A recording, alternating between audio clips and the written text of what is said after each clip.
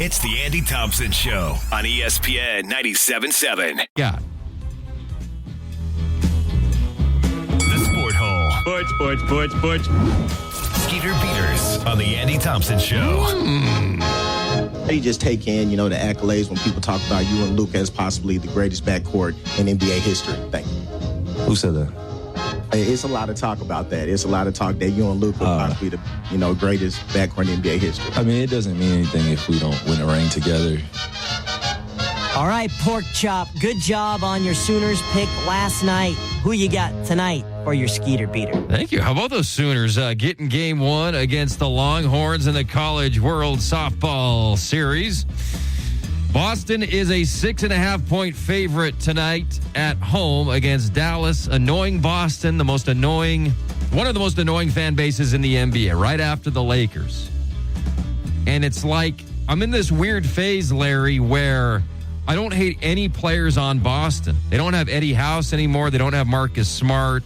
They don't have a lot of the guys that used to drive me crazy.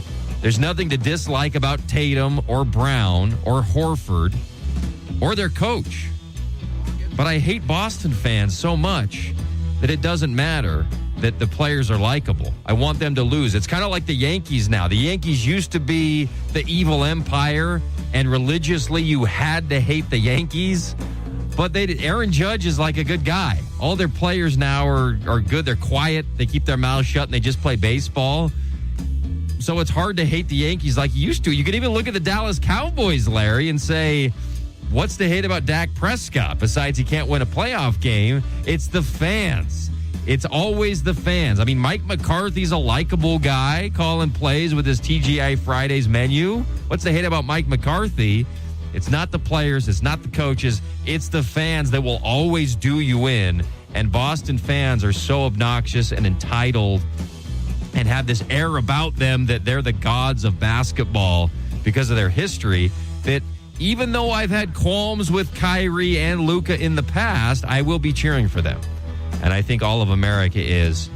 And tonight, they're 6.5-point dogs on the road. I think the finals is about closers, and the Mavericks have closers.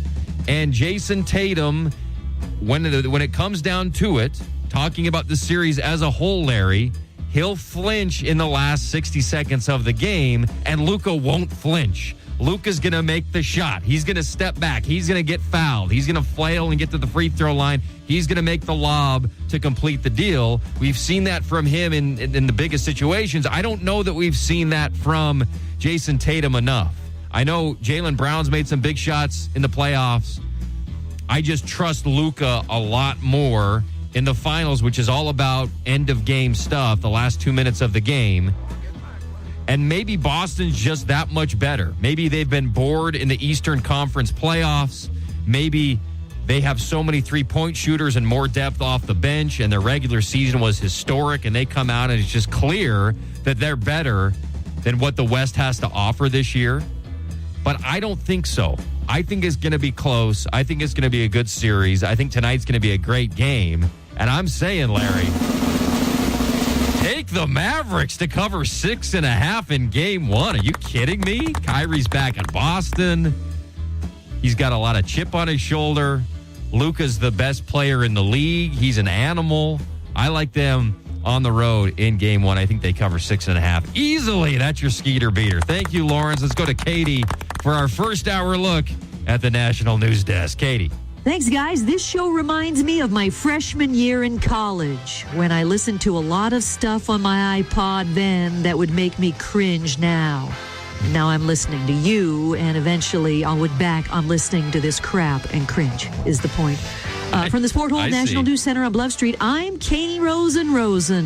The Los Angeles Lakers are preparing a massive offer to UConn's Dan Hurley to come to L.A. to be LeBron's butler and eventual scapegoat. Sources say if Hurley doesn't take the job, they're going to offer it to LeBron James's oldest daughter. Caleb Williams says he's improved in the Chicago Bears system already through camp and expects the Bears offense to be pretty dang good. See, I wrote it on my fingernails, he said. Ex-NBA player Delonte West has been arrested on 2 misdemeanor charges and is being held in a jail in Virginia. He says he already has a conjugal visit. I'm not going to do that one. Today's Sport Hole National News is brought to you by Lawrence's Mom. From the Sport Hole National News Center on Bluff Street, I'm Katie Rosen, ESPN 97.7. Thank you, Katie. The Sport Hole. Sports. 2-minute drill. 1-0 delivery. Hammered down the line in right field, and it is fair and slides into third for an RBI triple. Presented by Ideal Home and Auto Paint. Did you see Cyrus Polu when you were in town over at Desert Hills High School?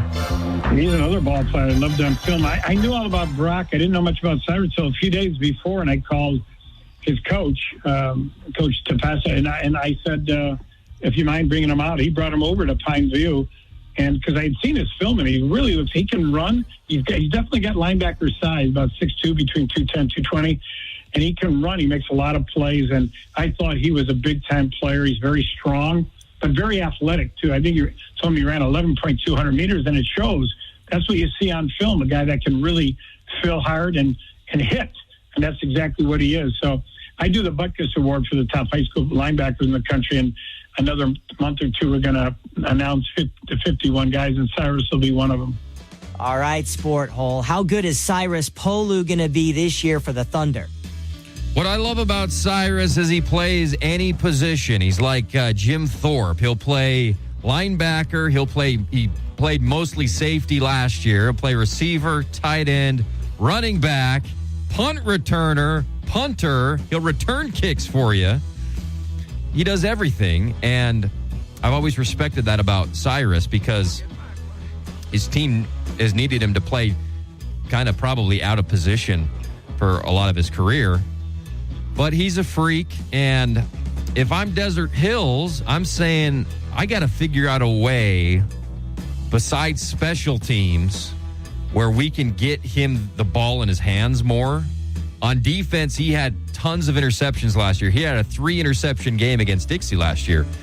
On offense, you got one of the best athletes in Region 9.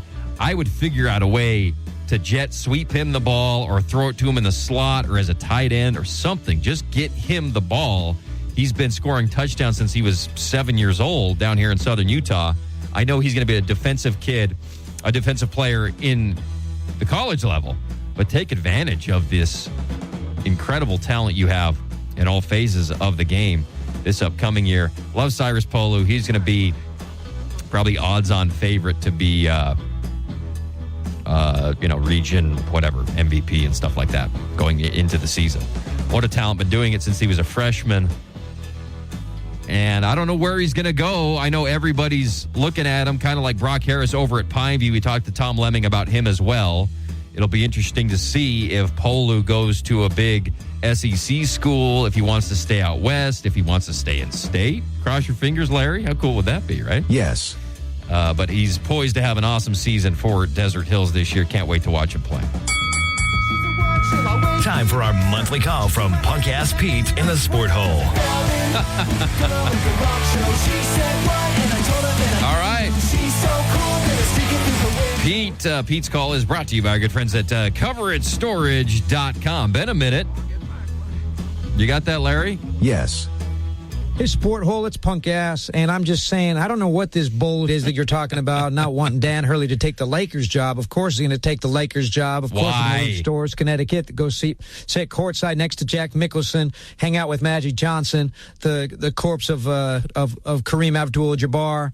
He wants to be a part of the legendary brand that is Los Angeles Lakers basketball. Nobody cares about Connecticut except for 1 week out of the year. He's going to have ESPN, Stephen A. Smith talk about him every day for the next 8 months when he goes and plays at the biggest level of basketball in the world. And your stupid, naive idea that he's going to give all that up and all the money that comes with it to go be a good boy and stay in college. You're an idiot. Well, first of all, the punk-ass Pete mantle is kind of like James Bond, where different actors can play that role over the span of 60 years. So that was a different voice, right, Larry, than we're used to. But he still had the same attitude, and I think that's the point. Yes. Right?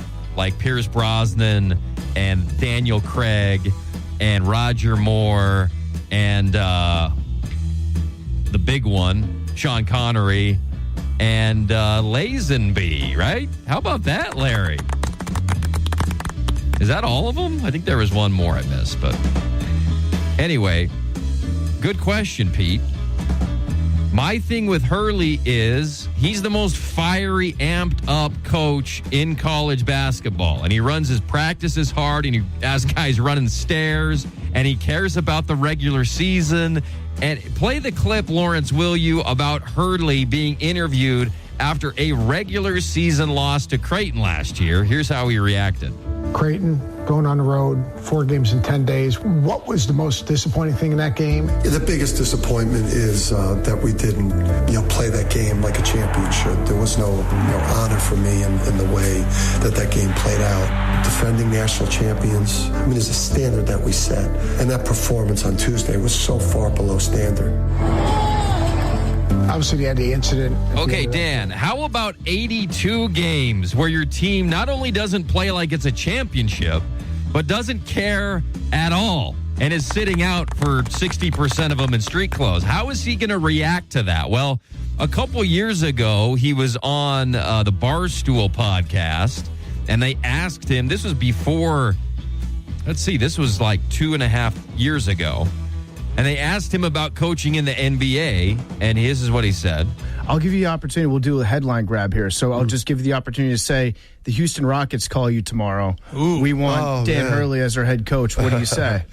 Yeah, no, I'm not. I've still got some I got some developing to do on the sideline. There's no one coaching like me in the NBA. They're not ready. They're not ready. Yeah. They're not ready, and maybe I'm certainly not ready. I do believe, that is something I aspire to, down the road. Mm-hmm. I love college. I hope I could, continue to put UConn in this position moving forward. I don't think we're going anywhere. I think we're going to stay somewhat in the area where we are. They're hard to do every year, but I think we've established a level. But NBA someday, I just got to kind of, continue to mellow and, Yeah. So Coach K said no to the Lakers 20 years ago. He was smart enough to realize I'm the god of basketball. People respect me more than any other basketball coach in the world, maybe besides Popovich at the time, and maybe Phil Jackson. But when they went to get the Olympic coach, they went and got Krzyzewski over anybody else because they knew the players would respect him. So my point is always, Larry, that the pinnacle of college coaching, the pinnacle of coaching is college. College basketball coaches, you get no more prestige than running a program, and you are the face of that program. People don't know the players. They know you. They know Krzyzewski. They know Roy Williams. They know Bill Self. They know Hurley. They know Boeheim. You're the god of basketball on that campus and in college sports. And it's not like a big prestige. It's not like people say, well, Krzyzewski never won the big one in the NBA. Nobody cares about most of the guys who win in the NBA because it's all about the player getting his ring. LeBron winning or KD got one or Steph. It doesn't matter. We talked about it at the top of the show. Nobody remembers in the COVID year who the Lakers coach was in 2020. It was all about LeBron and AD getting that ring and LeBron winning with his third team. And then Frank Vogel was gone like 2 years later. They got sick of him. Nobody knows that he won the championship. Budenholzer, same thing with the Bucks. Nick Nurse in Toronto. Rick Carlisle with Dallas. He won a championship. You forget these guys won championships because nobody cares about the coach. So it's not like Hurley's going to go to the Lakers and get all this prestige because he wins. No, all the credit will go to LeBron and all the legacy will go to LeBron. And then you'll get tired, or they'll get tired of you making them work hard and practice hard and show up every game, and they'll want to get rid of you.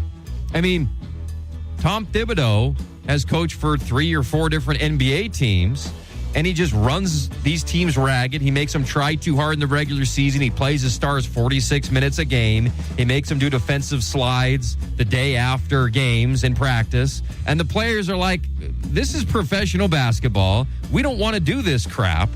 Why would Hurley want to go into a position to coach guys like that who don't want to go all out all the time because it's pro basketball? And I think he understands that his style isn't going to fly very well in the NBA.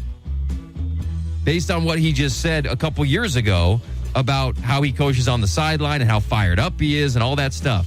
That's the Urban Meyer thing that didn't fly for 2 minutes in the NFL. So these coaches who can't help but go to the pros, Rick Pitino did it, Calipari did it, they all come back and they realize that their situation in college where you're worshipped on these campuses, Larry. The student body worships you. You're getting close to $10 million or whatever a year. Hurley just signed some ridiculous contract to stay at UConn. So why would you give it up? You get to make your team every year, especially now with the transfer portal and NIL. You have all the advantages of money that the NBA has, but you get to go handpick your roster every single season to make it better. Why would you give that up and the chance to win 5-6 championships in college to go have LeBron not listen to you and undercut you in the locker room and then fire you in 18 months when you don't play Bronny 40 minutes a game? Why would he do that? And the decision might be being made right now. I mean, Woj might be dropping a bomb as we speak. We'll try to keep tabs on it. You know, we woke up to the information this morning, Larry, that Hurley had gone ahead of Reddick because Shams, here's what's funny about Shams' report is Shams is saying Reddick's the front runner for the last few days. And there's betting action on Reddick being the next coach of the Lakers. And Shams is a partner with FanDuel who's putting out the lines, and he's saying, yeah, it's going to be Reddick. And people are putting bets on Reddick based on Shams's apparently bad intel. And then the next morning, Woj is saying, no, it's going to be, they're going all out trying to put together a package to get Hurley. So that puts Shams in a very difficult situation, one that he was in previously in the football season, where he did something very similar that I'm forgetting exactly what the details were, but it made him look dumb. So I hope Hurley stays at UConn. I don't know why anybody would want to coach LeBron. He's had 15 coaches. He hasn't really bought in. Here's what bugs me about the LeBron Hurley thing is LeBron has this podcast with Reddick where they just talk about how beautiful play design, these beautiful play designs. He has so much respect for the brilliance of, and he's talked about Hurley. He's talked about Hurley at UConn, how brilliant he is as an offensive mastermind. But anytime LeBron has had a chance to have a coach come in who wanted to implement a system, remember David Blatt 15 years ago or whenever in Cleveland? He came in with a system, and LeBron's like, we're not running that crap. I'm just going to stand here on the wing or in the corner, and then I'll come get the ball in the last 7 seconds and charge the rim and get fouled. I don't want to run some stupid system. And so Hurley, who watching UConn the last couple years, is doing these incredible, intricate doubles, whatever, screens. They're running the weave out there. They're pinning people down. They're flaring. There's so much action to get an NBA team, and specifically an NBA team with Alpha LeBron really in charge, to buy into doing that. I don't think that's ever happened before. And I always used to say LeBron has never had a coach. Kobe had a coach. Kobe had Phil his whole career. Jordan had Phil his whole career. Bill Russell and all these guys had long-term coaches that helped them throughout their whole careers achieve their potential. LeBron hasn't had a coach. He hasn't allowed a coach to come in. You can argue Ty Lue is that guy, or maybe Eric Spoelstra, but LeBron he gets a new coach every 18 months for some reason. So he hasn't had the advantage of having a veteran, brilliant basketball mind be his mentor for 15 years of his career, and he's to blame for that. And so we'll see if it is Hurley, if he comes in and the Lakers offense looks different and they're doing stuff and they're running actions and they're busy and the ball's whipping around on a Tuesday night in Portland, in February. And then when they lose that game because nobody cared and nobody tried, how is Hurley going to respond to that? Because when UConn lost to Creighton this year, he had a conniption fit and went crazy on his team. How's that going to go in the NBA where nobody cares about the regular season? So he's going to have a huge adjustment to be made, right, Larry? Yes. Mm-hmm. Anything else on that? No. He'll be an idiot if he leaves, though, right? Yes. All right. What a schmohawk! Today's schmohawk. Look at this schmohawk over here. Schmohawk. All right, I hate to do this, Larry, but once again, the schmohawk of the week is my wife.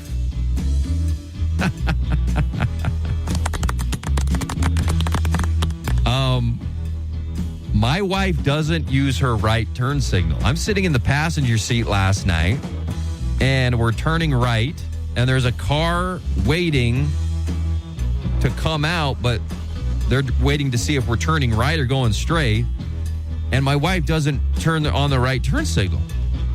And don't fear, Larry, I scolded her right after this happened, which didn't go well, but I have my principles.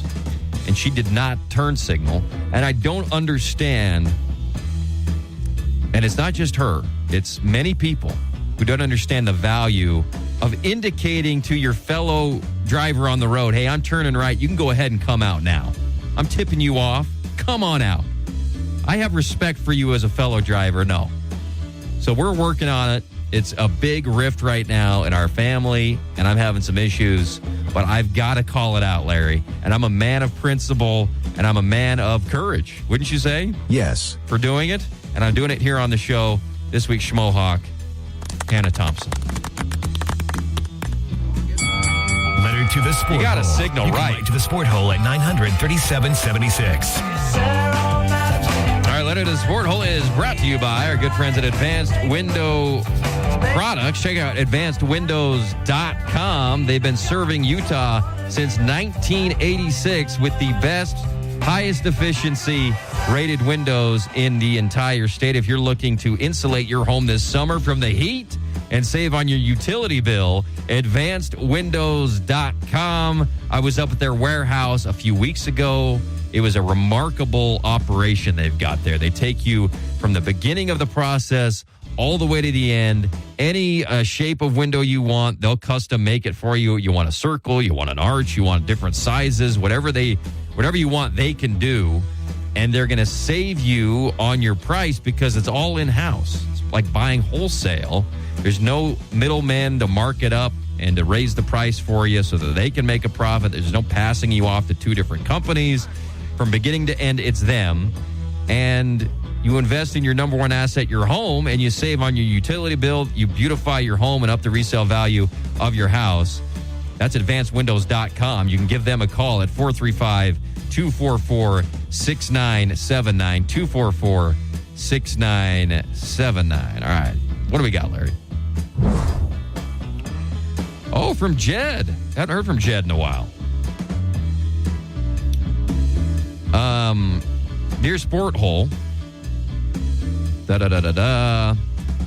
Sometimes you got to get past the pleasantries, right, Larry? My thought is, this is about the Negro Leagues records being incorporated into Major League Baseball. My thought is that the Negro Leagues and Major League Baseball are different entities and their records shouldn't be merged. It's like saying Dottie Henson had an MVP caliber season for the Rockford Peaches. We need to add those stats. And then this is from Jordan, which is in the same vein. I'm good with Major League Baseball suffering the harm for not allowing the black players to play in their league back in the day. But my understanding is the black players that transitioned to Major League Baseball saw a decline in their production. So how credible are their numbers and how well were the records kept? Well, the records weren't kept great. That's why it was such a arduous process to go back and accumulate all the box scores from newspapers and try to figure that out. I don't know how they did that, but apparently they did, and they came and said, this is the final proposition of what Josh Gibson's numbers were, etc. As far as Jed's point, I agree that it is silly to take somebody who never played in Major League Baseball and now he's the best hitter in the history of Major League Baseball. I understand how crazy that sounds. But it's more silly to have had segregated baseball in the first place. And I'm not trying to be a hero by having this virtuous stance or anything, but I'm trying to really make an argument for why I actually think this is good. This is like boxing having a whites league and a blacks league back in the day. And the black boxers saying, we would like to be in the white league because that's the one that has all the exposure and that's the one that has all the money. And the white league saying, no, Jack Johnson, you can't box in our white league. And then Jack Johnson goes on to knock out everybody he fights in the black league. But the greatest boxer ever 100 years later is apparently this white guy who never had to fight Jack Johnson. So the entity that should suffer for that is the white boxing league who left out Jack Johnson, not Jack Johnson. We would have loved to have seen Jack Johnson go up against the white guys, just like we would have loved to see Josh Gibson and all the great, who's the pitcher, Larry? Satchel Paige go up against all of these white guys. So even though it is a social justice bone throw, I think rationally, the side of the argument I'm on is saying these black guys were precluded from the major leagues. They wanted to play. So your record, Ty Cobb, or your records, Babe Ruth, you had the performance enhancing advantage, just like the steroid era. We kill these guys for performance enhancing with drugs. Babe Ruth had the performance enhancement of not having to hit against Satchel Paige or the best black pitchers who are playing next door in a different league. So I think you have to reconcile that if you're Major League Baseball and you're proclaiming yourself the best baseball league in the world. You've got to reconcile that, which is what they're trying to do. Now it is messy because it's not 1-to-1. The Negro leagues weren't playing the same amount of games. The record keeping was bad. Who knows how talented the league is compared to Major League Baseball? But that's something you can't know. And the entity that should be punished isn't Josh Gibson and his descendants. And the other thing is, if you're not outraged by it and you're just saying, hey, keep it in separate leagues. They're separate entities. Keep it in separate leagues. What you have to do, or try to do, at least what I'm trying to do, is put yourself in the shoes of Josh Gibson's great-grandkids or whoever, and how ticked off you would be that your great-grandfather is basically forgotten in baseball history compared to the memory we have of Babe and Lou and Mickey and all these guys. You'd be fired up about that. And so putting yourself in their shoes and just making a rational argument, I think what on the surface looks like a dumb and silly thing to social justice your way into kind of a woke decision, actually, I'm on the side of the woke decision, Larry, in this instance. Unless you can change my mind, Lawrence. No. Huh? No. I mean, I'm open to hearing both sides. I was having discussions with some friends on a text thread today about it. And I think the entity that needs to reconcile and to move more towards the other side's way is clearly Major League Baseball, and that's what they're doing. Okay. Thank you for the character letters there, Jed and Jordan. Great job. Tackling the tough topics here in the sport hole. All right, we got Who Dis, right? Yes. Text us when you know the answer at 435-900-3776. This one is very gettable. And maybe I think it's very gettable because I know the answer, but I think our listeners should be able to get this one. If you are the first one to get it, we got Wendy's. What do we got, Larry? We got Wendy's value meals. We got any breakfast combo. We got a free Dave single combo meal and a Fabulous Freddy's car wash for you if you are the first to text us with Who Dis at 900-3776, 900-3776. Fire away, Sambo. Time for Who Dis on the Andy Thompson Show. I was born in Melbourne, Australia on March 23rd, 1992. I have an older sister, Asia, and a younger sister, London. My father, Drederick, played college basketball at Boston University alongside Sean Teague, the father of Jeff and Marquise Teague. After completing his college career, my father moved to Australia to play professionally for the Bulleen Boomers in the Southeast Australian Basketball League. I ended up moving to West Orange, New Jersey, where I frequently attended his father's adult league games. My inspiration to play in the NBA came after playing at Continental Airlines Arena during a school trip in 4th grade, when I declared, "I will play in the NBA, I promise." Due to my father's connection to Boston University, I spent a lot of time in Boston, including at BU's basketball skills camp. In 5th grade, I was offered a scholarship to Boston University by then head coach Dennis Wolf. As a teenager, I played for the Roadrunners of the Amateur Athletic Union before going to high school at Montclair Kimberly Academy, and eventually was a McDonald's All-American before committing to play basketball at Duke. Who dis? 435-900-3776, 900-3776. If you know who this is, we got Wendy's for you. We got Fabulous Freddy's for you. 900-3776. Thanks, Larry. Great job, Sambo. I think that is gettable, though. The Sport Hole. It sounds boring as hell, but go ahead. It's been a while since you played that one, Larry. She blinded me with science. Judas Priest. Sporty. Ryan Smith's narrowed it down to 6 names. What do you think of the 6?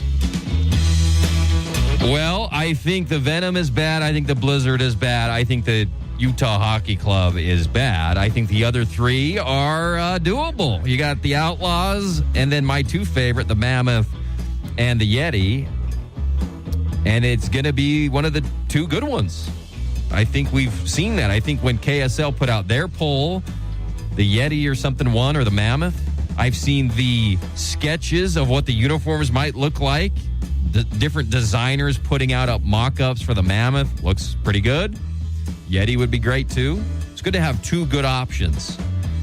I think Outlaws is fine, but I just think, I mean, how many times have we talked about this already? But I just think Outlaws, every arena league has an outlaw team, or every whatever, UFL, XFL league, somebody's called the Outlaws. It's a little overdone, whereas Mammoth and Yeti, not a lot of those. And I like the uniqueness of it. I like that it's tied into winter.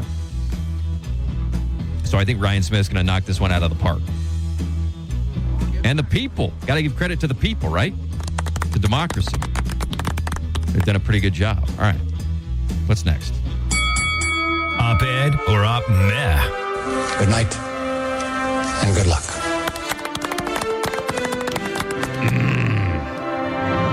All right. What do we got, Larry? This is from Outkick.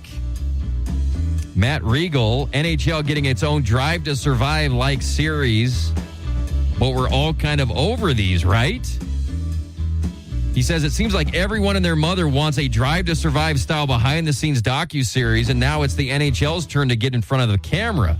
The NHL seems to want that same thing, and so as yet unnamed series will stream on Amazon Prime later this year. However, is the NHL late to the party on this sort of thing? It's no longer a novel idea, so people are less likely to check a show out just based on the concept alone. So how do you get new fans in the door? If I knew the answer, I'd have my own production company and would be rolling in cash right now. Well, my answer has always been this, which is anytime there's a behind the scenes, the cameras are going to the players' houses and hanging out with his family and showing that element. It's not to get new dudes to watch the NHL or to watch the docuseries.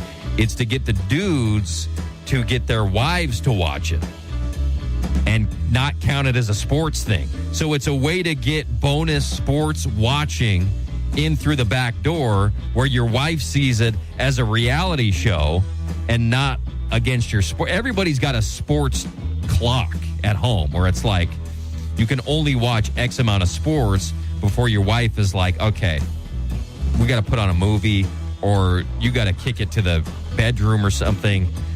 We got to watch Netflix. I'm going crazy. It's enough. It's enough with that crap. But with this, it's like, this is not going against your sports watching clock. This is just something the whole family will love. That's how I look at it. That's why I love Hard Knocks and Full Swing and all the behind the scenes shows that show the guy's wife and the guy's kitchen.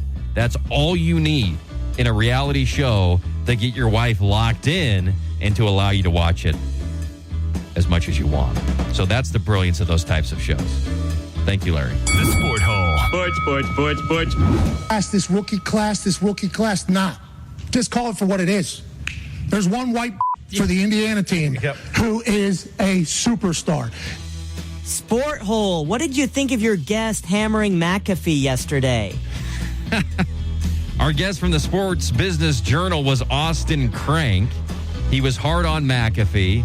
McAfee came out and apologized for calling Caitlin a white bee. And I think intention matters. And I can still look at something like that objectively and not go with the Twitter outrage mob demanding whatever from McAfee. I think what he was saying was like bad bee, you know, and you hear that all the time. Like, oh man, not on mic, but behind the scenes when somebody's talking about a good women's basketball player, they will call her a bee. He was going with that, but he was on mic, and then he comes with a half-butted apology, which he shouldn't have done because he's Pat McAfee, and that's why ESPN is paying him. And the second he starts apologizing, now the next time he says something not even as bad as that, the mob's going to come for him, and then he's going to say, oh, I guess I have to apologize. He's going to get into this cycle of apologizing constantly.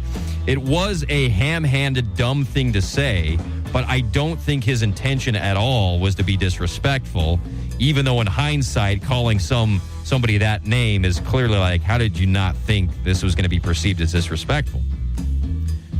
I just think he was, kind of dumb on that. What my point is about McAfee, so what the guest said yesterday was McAfee's got to be reined in, and how long is he going to last at this network that's owned by Disney and his family, whatever, and all this stuff. And my thing is ESPN needs to hold on to its stars like Stephen A. Smith and like McAfee. As hard as Stephen A. Smith is to listen to, he gets, and I like Stephen A. Smith, but I can't listen to him every day. I can't listen to First Take for longer than 2.5 minutes. But I dig his hustle and how hard he works. I don't know how he does that every day. It's exhausting. It's amazing. He is just a force of nature with what he does. But ESPN always they lose Simmons, they lose Cowherd, they lose Dan Patrick, they lose all of their biggest stars because ESPN is like, we're the ship. The sailors we can throw over into the ocean. You don't matter at all. We're the mothership here, and we're the king of the world. So if you're going to give us any trouble, we're going to throw you out. I think what they realized was there's money to be made that we're losing to places like Barstool and places like Lebitard, another guy who got thrown out or threw himself off. And so we're going to pay $100 million to McAfee, not just for the TV ratings, but for the social media exposure and kind of the great guests and the hot take type stuff that we might be missing out with because we don't have a guy to compete for that Barstool audience, which is so huge. So McAfee's another guy that I like. I liked him on game day. I don't listen to his show in totality, But I listened to the clips they put out because he always has the biggest guests and the biggest moments talking about the biggest thing in sports. And a big part of that is probably ESPN helping, but he's got a big enough profile to get those guests anyway.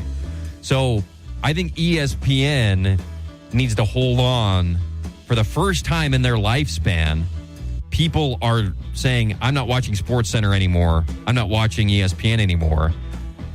So you need to react differently than you have in the past to star talents who might be offending people like Stephen A. Smith and like McAfee. So 10 years ago, they would have already fired McAfee.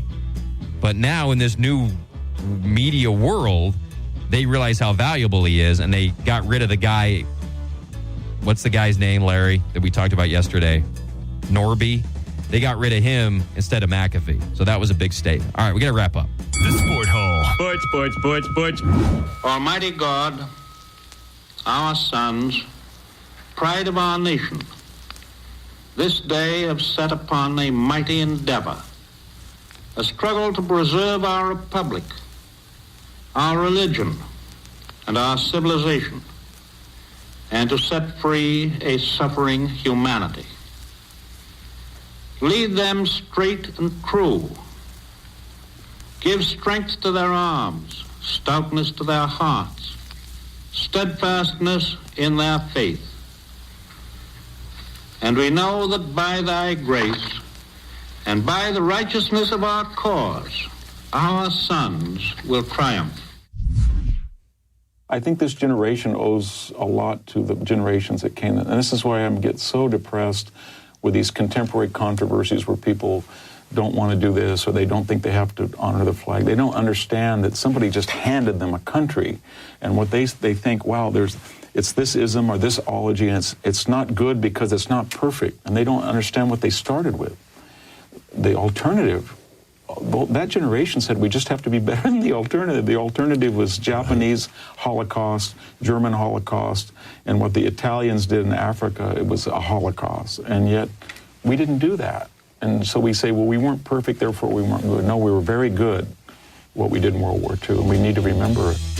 The 80th anniversary of D-Day is today. Love the prayer from FDR and then the analysis from Victor Davis Hanson. The greatest day in the history of the world for good, D-Day, June 6th, 1944. Quick break. Back with more after this.